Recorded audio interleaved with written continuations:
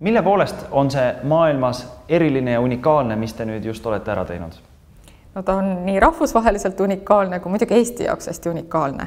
Et kui Eesti jaoks rääkida, siis meie probleem on ühtaegu see, et meil ei ole võib-olla väga palju neid üliväärtuslikke ja tuntud kunstitöid ja need, mis meil on, kui mõelda Nigulistes, et Surmatants ja Mustpeade altar ja seesama kaubitsejate maal siin Kadrioru kunstimuuseumis, siis meil on küll väga hea oskus ja tänu Kumule ka väga hea niisugune tehnoloogiline park, kus kunsti uurida täiesti kaasaegsel tasemel.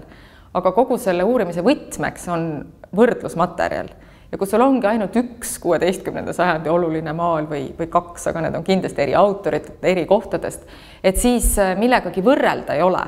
Et selle võib-olla niisugune projekti tõeline kasu Eesti jaoks ja Eesti teadlaste jaoks on see, et tõesti sellest sai niisugune ideaalne uurimisprojekt absoluutselt adekvaatse rahvusvahelise võrdlusmaterjaliga, nii et selles osas on see läinud väga hästi. Kuidas see idee sündis, see ebatavaline idee? No tegelikult idee sündis 2001. aastal, et kui Kadrioru kunstimuuseum oli siis üsna äsja loodud, et Kadrioru avati väliskunstimuuseumina aastal 2000 ja see oli üks meie esimesi niisuguseid rahvusvahelisi laene, mis Kadrioru kunstimuuseumist või Eesti kunstimuuseumist tehti, et 2001 oli Rotterdamis suur Hieronymus Boschi näitus ja sinna näitusele küsiti siis meie maalikaubitsejate rahavahetajate templist väljaajamine ja oli siis juba teada, et me oleme nii-öelda teine valik, et esimesena justkui küsiti maali Kopenhaagenist, mida Kopenhaagen keeldus andmas selle tõttu, et tõesti vana kunst liigub väga suure või see liikumine on seotud suure riskiga. Ja me teadsime ka siis, et on olemas kolmas sarnane variant Glasgow's ja oli nii-öelda kuuldused või erialakirjandus väitis, et on olemas siis sarnane või sugulasmaal Hispaanias erakogus, kus ta on sajandeid olnud ühe perekonna käes. Ja mingis mõttes, kui meil tekkis see mõte, et alustada niisugust paralleelset ja rahvusvahelist uurimisprojekti, mille puhul meil ei olnud veel täis lootust, et kas ta tõesti siis kõigi teadlaste poolt ja rahvusvahelises niisuguses ekspertide ringis sedavõrd hästi läheb.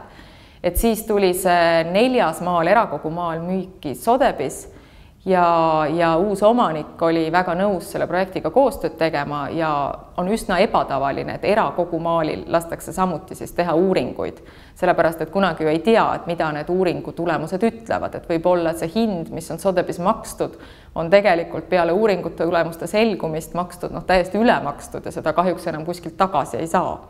Aga praegune omanik on tõesti väga valmis selles teadusepopeas osalema ja praegu kõik vihjab sinnapoole, et ta pigem hinnas võidab, kui kaotab. Mis oli see intriig selles projektis või see peamine küsimus, mis teid huvitas nii-öelda kunstiajaloo, kunstiteaduse seisukohast? No neid küsimusi oli kindlasti hästi palju, aga ma ütleks, et kuna see tehniline kunstiajalugu on nii uus valdkond, et siis mingis ta on erakordselt kulukas valdkond. Et kogu see rahvusvaheline koostöö, see uuringute tegemine, liikuma peavad kas maalid ise või inimesed, et igal juhul sellega on seotud hästi suured kulud ja selle tõttu on tegelikult väga niisugune kitsas ring töid, mida on hakatud uurima ja peamiselt need on seotud ülisuurte kunstiajaloo nimedega, et ütleme Rembrandt on see, kelle puhul on toimunud suur tehnilise kunstiajaloo uurimisprojekt ja tegelikult nüüd on algamas ka just see Hieronymus Boschi ümber, selline elev uurimine, tema umbes 20 originaaltööd järjest vaadatakse ja juba need esimesed tulemused ütlevad siis täitsa selgelt, et ei ole olnud ühte, mida ka ajaloolased isegi aimavad ja teavad, et ei ole ühte Hieronymus Boschi, vaid ka nende originaaltööde puhul on näha ikkagi meisterkonda või siis sellist ateljeed, kus on töötanud mitmed meistrid, sellid, abilised. Ja nüüd, kui meie justkui alustasime nende 4 tööga, mille puhul oli arvata, et ükski nendest ei ole Hieronymus Boschi omakäeline looming, et siis tegelikult see haagib selle suurema pildiga nagu tõeliselt hästi, sellepärast et näitab, et kuidas need tööd siis üldse valmisid ühtepidi Boschi ateljees, aga kuidas nad valmisid seal ümber, kuidas see maitse ja mood muutus. Ja võib-olla need esimesed niisugused lähtekohad olidki teada saada, et kui vanad need tööd üldse on. Sest rahvusvaheliselt oli selgelt kõige tuntum ehk see Kopenhaageni töö, mis oli pikalt muuseumis olnud ja mida kohe loogiliselt arvati, et see kindlasti on vanem. Nii-öelda ka see Rotterdami näitus näitas hästi, et Lääne-Euroopa tundis just seda tööd ja koheselt küsis seda näitusele ja siis arvati, et Tallinna oma on tõenäoliselt hilisem ja võib-olla esmapilgul tundus Glasgow töö ehk kõige enam Boschi aega kuuluv. et me ühtepidi tahtsime teada, mis ajast need tööd on, kuidas nad järjestuvad ja muidugi teine suur küsimus oli see, et noh, ühtepidi see lootus, et kas üks neist töödest pärineb siis otse Hieronymus Boschi või Peter Bruegeli töökojast, aga teistpidi ka see nii-öelda küsimus, et kas nende 4 maali hulgas on üks eeskuju, et kas üks nendest maalidest on teistele olnud prototüübiks. Et selles mõttes neid küsimusi oli tõesti väga palju. Mis te siis teada saite kaasaegseid meetodeid kasutades? No kindlasti need uurijad ise oskavad kõiki neid niisuguseid tulemusi ja teatud mõttes on see veel protsessis, sellepärast et ka erakogu maali peal veel uuringuid tehakse ja ma usun, et pigmendi analüüsid on seal kindlasti väga tulemusrikkad. Aga kindlasti me saime teada seda, et ka nii-öelda spetsialistide silm, et kogu see selline stiilikriitiline kunstiajalugu ei ole, et me võime küll olla head, aga et ikkagi on nii-öelda materjaliuuringud on väga palju infot andvad, et me tõesti lähtusime ja arvasime, et Glasgow töö võiks olla kõige autentsemaid ja vanemaid ja Boschiga kõige lähemalt seotud olla. Ja tänase päevani ei ole lõppenud kahtlused siis erakogu töö osas, mis näeb välja lihtsalt nii uus, et on väga raske uskuda, et kas see töö tõesti võiks olla või võiks olla võrdne partner seal 16. sajandi maalide kõrval. Aga praegu kõik uuringud näitavad, et tõesti, et võib olla täiesti vastupidi, et Glasgow töö on ikkagi teadlikult Boschiks tehtud, kuigi ta pärineb 16. sajandist. Võltsing. Olles omaaegne võltsing, mis ei tähenda midagi halba, vaid näitab, kuivõrd popp ja populaarne Bosch oli ja tõesti omaaegne kirjandus ka räägib sellest, kuidas tõesti Boschi mood oli nii suur, et maale maaliti Boschi laadis ja neid pandi korstnasse nii-öelda tahenema ja natuke tahma ja tolmu saama, et neid müüa siis veidi vanemate maalide pähe. Nii et tõenäoliselt on just selle Glasgow maali puhul tegemist niisuguse omaaegse Boschi võltsinguga. Ja see kõige enam kahtlusi tekitanud erakogu maal, et vähemalt on selge, et selle puittahvel on nendest 4 kõige vanem ja võimalik siis, et just selle puhul on ka see kompositsioon või nii-öelda see teema ehk kõige lähedasem sellele kunagisele prototüübile tööle, mis siis võis tulla Boschi enda käe alt või võis olla näiteks Bruegeli ateljee toodang. Aga tõenäoliselt me jäämegi seda otsima, et ilmselt on tegemist hävinud maaliga, nii-öelda fantoom Boschiga oleme me selle ise nimetanud. Nii-öelda traditsioonilises kunstiajaloos on tugev selline subjektiivne element, et kunstiteadlane lihtsalt oma meeltega ütleb, et ma ütlen, et nii on. Aga teadus on teatavasti täppisteadus, eks ju. Et kuivõrd on selline tehniline kunstiajalugu nüüd ikkagi mullistanud või pööranud pea peale seda vanakooli kunstiajalugu? On ja ei ole, et selles osas on selge, et kunstiajalugu oma niisuguses üldises distsipliinis on järjest, nii nagu kogu teadus on läinud üldse või humanitaaria, et on objektist tegelikult ju vägagi kaugenenud ja hoopis teooriatesse ära kadunud. Aga rääkides võrreldes, et pigem me võiks öelda, et see tehniline kunstiajalugu on selline suund, mida 19. sajandis ka väga hinnati, aga mida siis nimetati ehk konnoissöörluseks või kunsti tundmiseks, mis põhines sellel, et olid ka pigem reaalteaduse, näiteks arsti või meditsiini või füüsika, keemia taustaga inimesed, kellel oli toona abivahendiks väga terav silm ja üsna niisugune suurejooneline reisikogemus, et sa olid näinud väga palju töid ja sa olidki selline ekspert, keda siis kutsuti vaatama mõnda maali ja kes siis käis ja otsis nendele autorit ja võrdles ja oma mälu kasutas. Et siis nüüd lihtsalt see konnoissöörlus on nii-öelda arenenud välja tehnilisse kunstiajalukku, aga ta kindlasti ikkagi ka nii-öelda, et võib-olla ka see Eesti probleem on olnud seni see, et meil tõesti on väga häid keemikuid ja väga häid kunstiajalooles ja väga häid konservaatoreid. Nad kõik on võimelised selle oma eriala piires väga hästi oma teadust tegema, aga seda, et kuidas siis, kui need analüüsi vastused on saadud, et mida neist siis arvata, millega neid võrrelda ja kuidas see kõik usutavaks ajalooks kokku kirjutada või kokku sõnastada. Et see on olnud niisugune suur probleem. Et ma usun just, et see projekt nii-öelda näitab seda, et kuidas ja millised alused seal peavad olema, et selleni välja jõuda. Saate tuua mõne konkreetse näite, et me võtsime imepisikese kübemekese seda värvi sealt, tegime keemilise analüüsi, aga mida teie kunstiteadlastena siin majas sellest siis järeldate?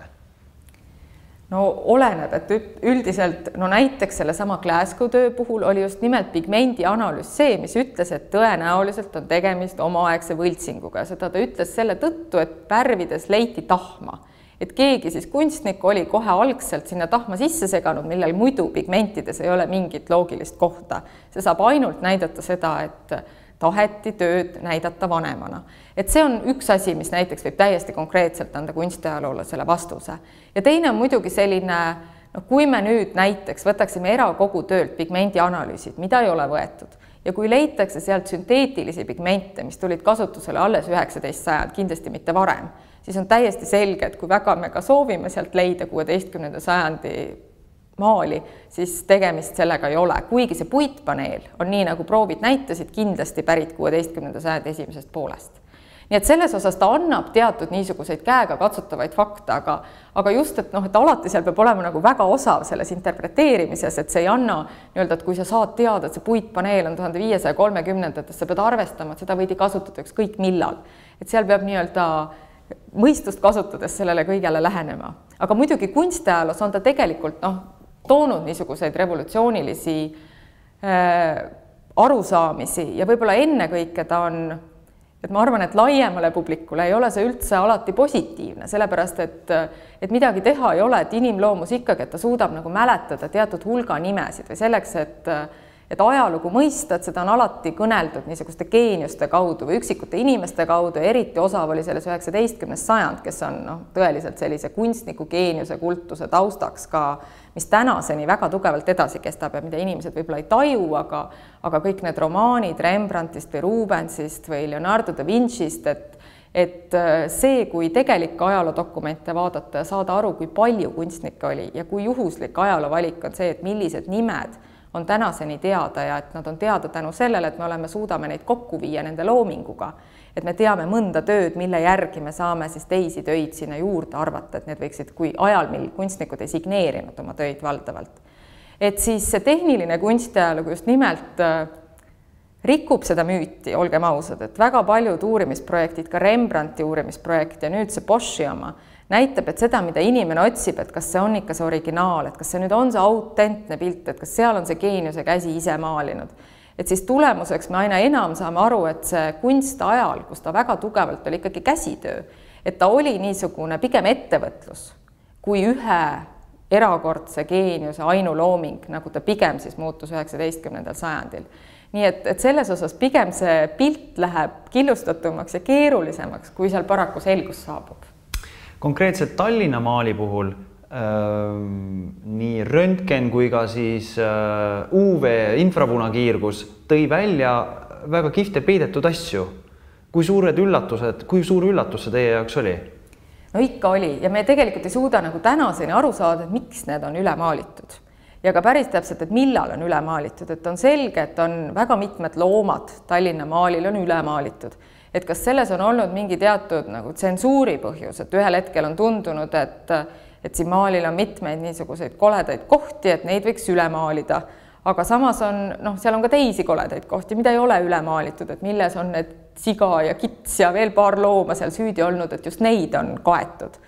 Ja samuti on siis üks väike poiss, kellel on nagu see tunnus, et tegemist on poisiga, et see on tõesti maalilt hilisemal ajal nii-öelda kadunud või tõenäoliselt ka siis rikutud.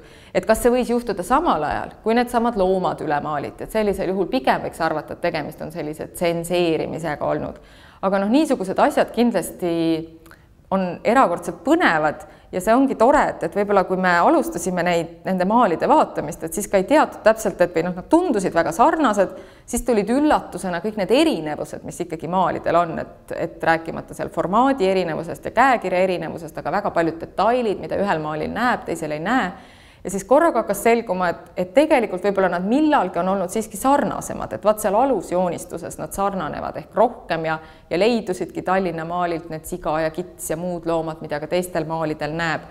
Et selles osas ühel hetkel tekib ka see, et igal maalil on oma niisugune orgaaniline elu olnud ja teatud mõttes on olulised ka need maalingud, mis või kõik see protsess, mis temaga juhtunud on. Et ühel hetkel meil siin rahvusvaheline teaduskonverents nii-öelda küsis, et kui te neid töid nüüd restaureerite, et mis on teie kontseptsioon, et kas te tahate lõpuks saada 4 täiesti ühesugust maali, sest te aina avastate juurde neid sarnasusi. Nii et selles osas, et eks see, et me teatud asjadele ei saagi vastuseid, et kas see sama kunstnik, kes alusjoonistuse maalis, kes pärast maali teostas, et võib-olla talle kohe ei meeldinud need siga ja kits.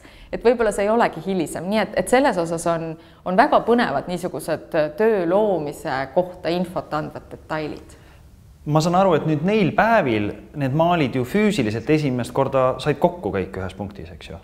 Ja me arvame, et need maalid ei ole valminud ühes ateljees.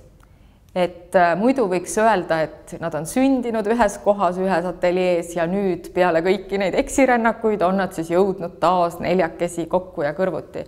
Aga tõenäoliselt ei ole. Ja selles osas ka, et võib arvata, et just see Kopenhaageni maal on niisuguse hästi visandliku alusjoonistusega, et võib-olla see töö on valminud just nimelt selles ateljees, kus asus see tänaseks kadunud eeskuju või prototüüp, sest tundub, et kunstnikul, kes seda pilti tegi, oli tõesti eeskuju kuskil väga lähedal, et ta ei pidanud seda täpselt välja joonistama, vaid ta enam-vähem nägi seda kõrval ja ta sai selle maali niisuguse väga hoogsalt teha. Aga võib ka arvata, et võib-olla mõni nendest maalidest on üldse valminud joonistuse eeskujul, et on olnud ka joonistus või selline kartuun, nii-öelda mustvalge eeskuju, sellepärast, et maalide värvid erinevad omavahel nii tugevalt. Nii et selles osas nagu kõik asjad annavad ikkagi mingit vihjet, kuidas võiks see kunagi sündinud olla. Kui nad 4 nüüd kõik siin kõrvuti seina peale said, mis tunne teil oli vaadates seda? Hästi uhke tunne oli, et selles mõttes see on alati nii-öelda kõigi selle tänapäevase tehnoloogia ja digitaal- ja virtuaalmaailma puhul, kus me oleme, ma ei olnud näinud ise enne erakogu maali, rääkimata sellest, et ma oleks kõiki 4 maali näinud kõrvuti. Aga ikkagi, et see, kui erinev on see niisugune fotoimidž ka maailma parima resolutsiooniga tehtuna, mis siin kindlasti uurijatel on kasutada olnud, et see, kui maalid nagu füüsiliselt kõrvuti saavad, rääkimata sellest võimalusest, et sa saad neid üheaegselt näha, aga ikkagi, et see niisugune tegeliku pildi vaatamise väärtus ei kao hoolimata kõigist nendest kiirtest ja fotodest ja uurimismeetoditest ja tehnikatest mitte kuskile. Et selles osas meil nüüd novembris peakski need uurijad uuesti kogunema ja tegelikult teatud etapp uurimistööst saab toimuda ainult nende füüsiliste maalide ees ja juures ja kohalolekul. Mis siis on veel tegemata või mida annab veel teha nüüd, kui nad on kõik kõrvuti? Tegelikult ka töögrupis siseselt on veel vaja kindel olla veendumuses, kas see erakogu maal tõesti, kas ka tema nii-öelda see maalikiht pärineb ikkagi 16. sajandist. Ja ma usun, et sellele otsitakse tõestust väga tugevalt ja seal on ka omad jällegi tehnilised ja ka silmaga ja muude meetoditega siis vaatlemised, mis võiksid seda kinnitada. Ja kindlasti on ka niisugust kunstnike käekirja analüüsi, mida saab just teha ja võrrelda siis olles enne teinud kõik need tehnilised uuringud ja proovid, aga et mida siis saab selgitada just nimelt vaadates kõiki 4 maali koos.